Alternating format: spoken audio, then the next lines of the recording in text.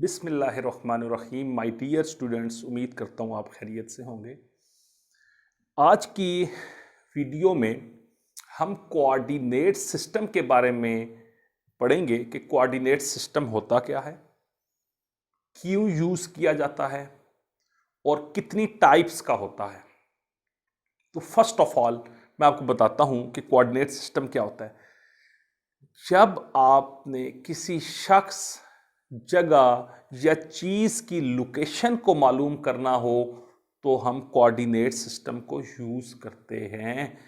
तो आसान से वर्ड्स में कि हम किसी चीज़ लोकेशन के लिए यूज़ होता है।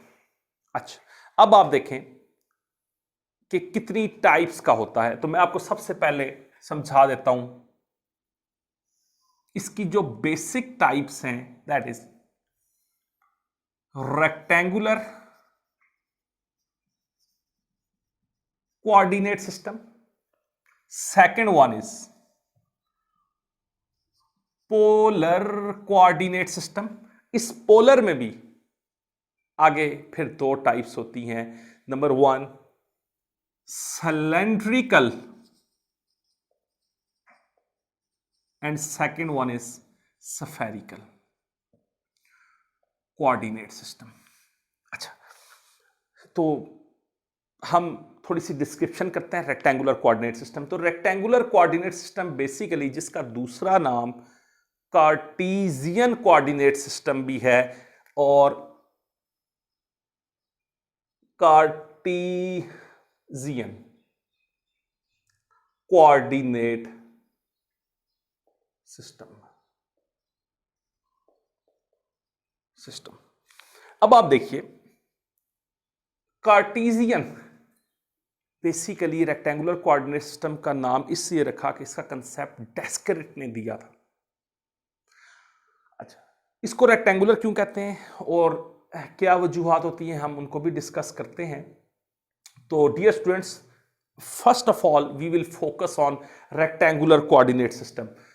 तो मैं यहां लिख देता हूं रेक्टेंगुलर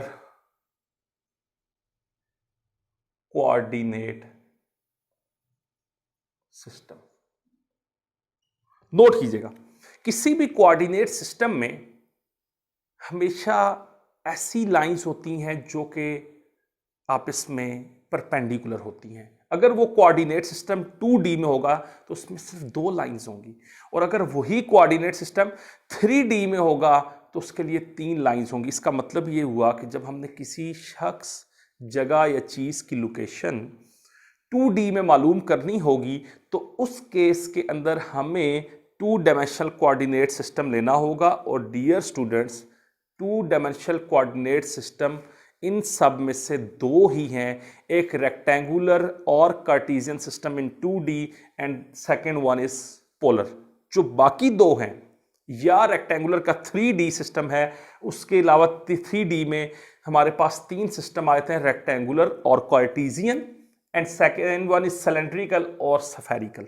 तो हमने जब भी किसी ऑब्जेक्ट की लोकेशन, ऑब्जेक्ट की, प्लेस की, बॉडी की लोकेशन मालूम करनी होगी 3D में तो हमें 3 कोऑर्डिनेट सिस्टम है, और अगर 2D में मालूम करनी होगी तो हमारे पास 2 है।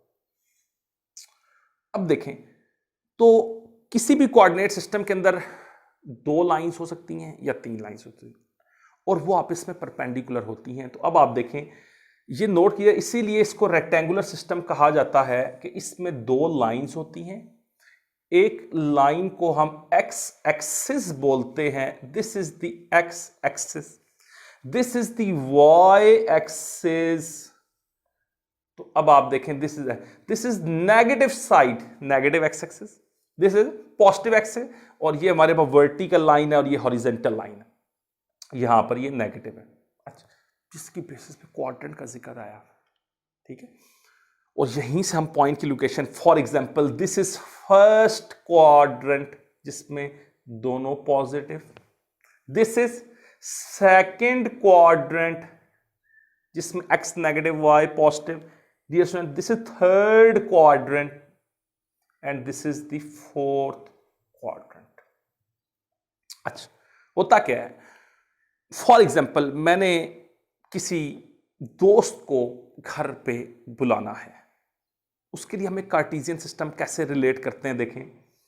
मैं उस फ्रेंड को पहले ये कहूँगा कि आप एक पोजीशन पे पहुँच जाएं। जब आप उस पोजीशन पे पहुँचेंगे तो वहाँ से राइट मूव करें। हम कोऑर्डिनेट सिस्टम में उस पोजीशन को ओरिजिन कहते हैं, जहाँ पर वो लाइंस मिलती हैं। तो हम कहेंगे कि राइट पर आए। फॉर एग्जांपल ये राइट पर आया वो दोस्त, उसके बाद स्ट्रेट आ जाएं यहाँ पर। तो ये देखें इस तरीके से इस डायरेक्शन में जब वो मूव करेंगे तो एट द एंड वो हमारी पोजीशन पे पहुंच जाएंगे। फॉर एग्जांपल हम उस पोजीशन को एक्स और वाई से डिनोट करते हैं। तो अगर वो डायरेक्ट आ जाते तो this is the displacement vector, और डिस्प्लेसमेंट वेक्टर को हम डिनोट कर देते हैं फॉर एग्जांपल आर से। अगर आप डिनोट करना चाहें तो आर से डिनोट कर लेते हैं, तो ये डिस्प्लेसमेंट होगी डियर। तो हमारे पास इस तरीके से हम किसी भी पॉइंट को, लोकेशन को फाइंड आउट कर सकते हैं इन 2D में। तो 3 डायमेंशन की अगर बात की जाए कार्टेशियन को, इसी लेक्चर में हम 3D को भी हम समझ लेते हैं। और आप लोगों ने नोट करना है कि ये हमारे पास जो 3D के अंदर जो डायग्राम बनेगी, मैं यहां पर लिख देता हूं इन 3D। जाहिरी बात है कि 3 कोऑर्डिनेट एक्सिस होंगे। Again this is the one. अच्छा, मुझे एक चीज ध्यान में रहा, फिर भूल गई कि यहां पे बीच में एंगल भी बनेगा, दैट इज बेसिकली थीटा। और जो वेक्टर है, डिस्प्लेसमेंट वेक्टर है, ये किन के साथ बना रहा है, that is forming in anti clockwise direction with x axis. अच्छा, अब आप देखें 3D के अंदर this is z direction, this is y direction and this is x direction. अब आप नोट कीजिएगा, अगर हमने इस पॉइंट को लोकेट करना है, for example A, B and C, तो हम कैसे करेंगे? हम पहले मूव करेंगे x एक्सिस पर। ये स्टूडेंट, पहले हम x एक्सिस पे आएंगे, x एक्सिस पे डिस्टेंस मूव करेंगे A, फिर हम पैरेलल टू y आएंगे, तो ये आएगा हमारे पास B, और फिर हम हाइट अटेन करेंगे, दैट इज C। तो इस तरीके से हम इस पॉइंट तक अप्रोच कर जाएंगे। अब आप नोट करें डियर स्टूडेंट्स, इसकी एग्जांपल दें। फॉर एग्जांपल मैंने अगर किसी अपने फ्रेंड को, जानने वाले को बुलाना हो, और मेरा ऑफिस किसी फ्लोर पर हो, 3rd फ्लोर पे या 4th फ्लोर पे, तो मैं पहले उनको डायरेक्शन दूंगा, लेफ्ट आ जाएं, राइट आ जाएं, इस तरह में, और फिर मैं उन्हें कहूंगा कि आप स्टेयर्स पर आएं। वो स्टेयर्स पे आएंगे, that is that direction, height cover कर रहे हैं। तो इसलिए नोट कीजिएगा, ये 3D में ऐसे एग्जांपल है। अच्छा, अब आप देखें, अगेन एंगल्स की बात आ जाती है। This is the angle form with z axis will be gamma and this is the beta. तो उम्मीद करता हूं स्टूडेंट्स कि ये लेक्चर आपके लिए अच्छा रहा होगा, और इसमें हमने कोऑर्डिनेट सिस्टम के बारे में पढ़ा। नेक्स्ट वीडियोस में आप सब स्टूडेंट्स को मैं पोलर कोऑर्डिनेट के बारे में और सिलेंड्रिकल और स्फेरिकल का जिक्र करूंगा, और फिर उसके बाद मैं कन्वर्जेंस का भी जिक्र करूंगा कि कन्वर्जेंस किस टाइप की होती हैं। तो आप हमारे चैनल के साथ रहिएगा, और इंशाल्लाह आपको अच्छी से अच्छी वीडियोस मिलेंगी, और हमारे चैनल को सब्सक्राइब भी कर दें। तो इंशाल्लाह हमारी नेक्स्ट मुलाकात नेक्स्ट लेक्चर में होगी।